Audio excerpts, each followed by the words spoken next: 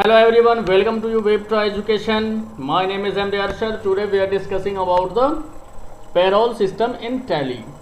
तो जैसा कि आप जानते हैं कि पेरोल में ये बहुत ही अहम टॉपिक है, जो इसमें आपको डीए कितना देना है, एचआरए कितना देना है, चिल्ड्रन एजुकेशन अलाउंस कितना देना है, ये बहुत सारे इंफॉर्मेशन है जो मैं आपको इसमें पेरोल इन्फो में मैं आपको बता देता हूँ। फिर इससे नेक्स्ट वीडियो में मैं आपको बताऊँगा कि प्रैक्टिकल में आप ये सारे डिटेल्स को कैसे करेंगे।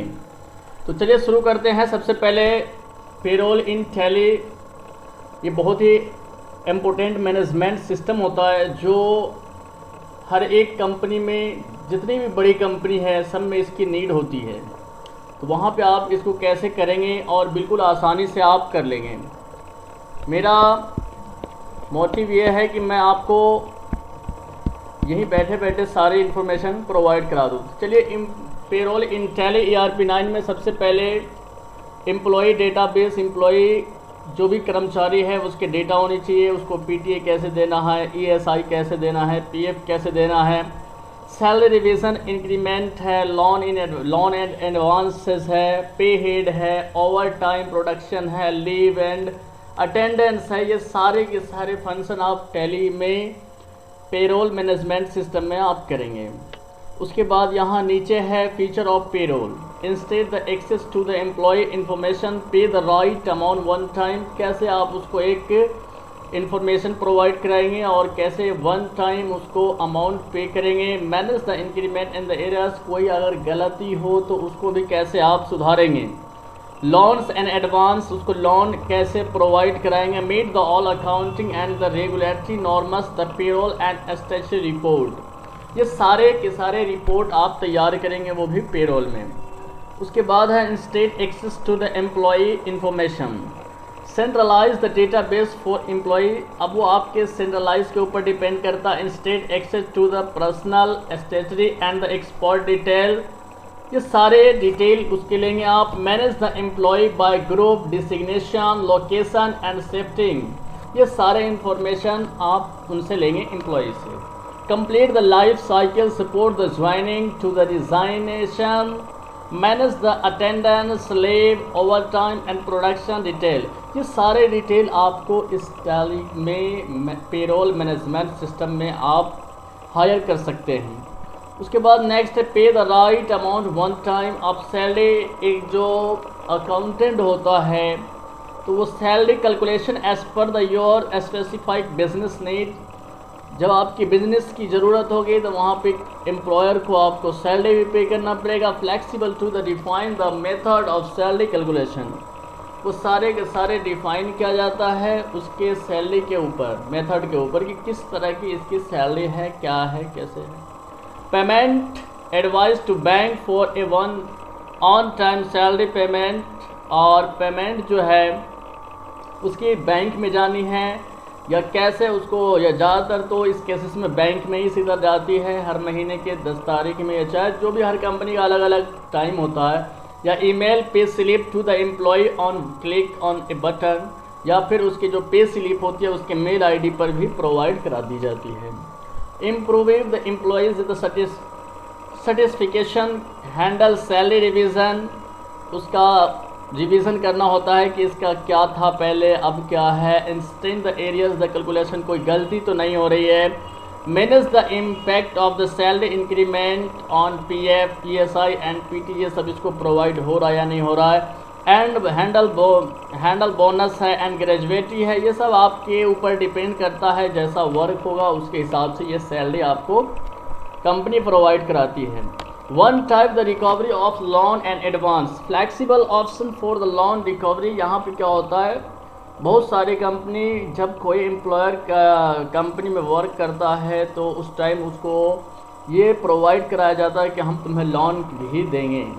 Recovery loan while the processing the payroll or separately the facility trade the loan recovery, ये एक फैसिलिटी है कि हाँ अलग से आप बहुत सारे एम्प्लॉयर को इसका ये हो जाता है बिलीव कि हाँ मुझे लोन भी मिल जाएगा और हम वहाँ का वर्क भी करेंगे, तो ये सारी फैसिलिटी कंपनी प्रोवाइड कराती है। Meet accounting and regulatory norms in state, integrated with the account save time. आप कैसे आगे, जैसे क्या होता है कि बहुत सारे केसेस में आपको कुछ पैसा सेव भी करना होता है। आप मान लीजिए 10 रुपये कमाते हैं तो वहाँ पे कम से कम 4 रुपीज़ आप बचाना चाहेंगे। Compliance the 4 PF, ESI and PT as per the central and state rulers. ये आपके सेंट्रल और स्टेट के ऊपर ये रूल लगता है और उसके हिसाब से ये PF, ESI और PT और भी बहुत सारे हैं एग्जाम्पल जो मैंने इसमें डिफाइन नहीं किया है, वो सब आपको दिया जाता है। All require the payroll and statutory report. फिर उसके बाद एक रिक्वायर होती है कि हम कैसे ये सारे रिपोर्ट को तैयार करें एंड फॉर्म्स आर प्रोवाइडेड, और ये फॉर्म के जरिए उसको प्रोवाइड करा दिया जाता है। पेरोल एंड स्टैट्यूटरी रिपोर्ट में क्या होता है, सबसे पहले pay slip, pay sheet, payroll statement, payment invoice, payroll register, employ profile, employ pay head, उसकी ब्रेकअप कब हो रही है, pay head, employ breakup, attendance report, attendance sheet, attendance register, ये सारे के सारे तैयार किया जाता है वो पेरोल एंड स्टैट्यूटरी रिपोर्ट में। उसके बाद नेक्स्ट में है आपको पेरोल एंड स्टैट्यूटरी रिपोर्ट 2 में है आपका पासपोर्ट एक्सपायर कब हो रहा है, वीज़ा एक्सपायर कब हो रहा है, कॉन्टैक्ट एक्सपायर कब है। उसके बाद PF रिपोर्ट में form number 5, form number 10, form number 12A monthly statement, उसके बाद फॉर्म 3A है hard copy, e return formats, form 6A composition. ये सारे के सारे डिटेल जो होते हैं वहाँ के अकाउंटेंट ये उसी काम के लिए होते हैं, इसी काम को देखने के लिए होते हैं कि कौन से एम्प्लॉयर की क्या वर्क हो रही है और क्या उसकी जो डिटेल्स है उसमें कुछ एरर आ रहा है। उसके बाद नेक्स्ट है ESI रिपोर्ट में form 3 monthly statement, form 5, form number 6 compensation, professional tax में जाएगा compensation sheet, statement, gratuity salary. ये सारे आपके ऊपर डिपेंड करता है कि आपकी क्या क्वालिटी है, उसके बाद ये चीज़ प्रोवाइड किया जाता है। उसके बाद अपकमिंग इन्हेंसमेंट में है leave management, all scenarios encashable, non encashable, carry forward, do no carry forward, no carry forward, accrual method, monthly, gratuity, halfly, yearly, ये सब आपको मंथली भी प्रोवाइड किया जाता है और हाफली, ईयरली, ये सब अपने ऊपर कंपनी के ऊपर डिपेंड करता है कि ये सब आपको किस तरह से वो प्रोवाइड कराता है। एम्प्लॉय डिटेल में आपको लेना है एम्प्लॉय ऑटो नंबरिंग, फ़ोटो, उसके बाद अदर सेटिस्फाइड में और भी इंफॉर्मेशन आप उनसे ले सकते हैं। Multi classification for employ with history, उसके बारे में और भी जानकारी हासिल कर सकते हैं आप। फॉर्मुलेट बिल्डर और भी फॉर्मेलिटी पूरा कर सकते हैं।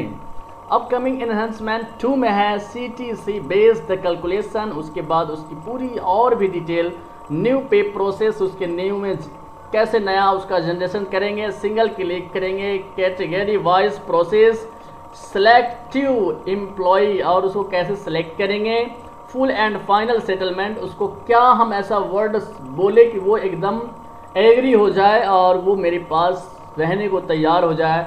एम्प्लॉय सेल्फ सर्विस, उसको सर्विस किस तरह के प्रोवाइड कराएंगे आप।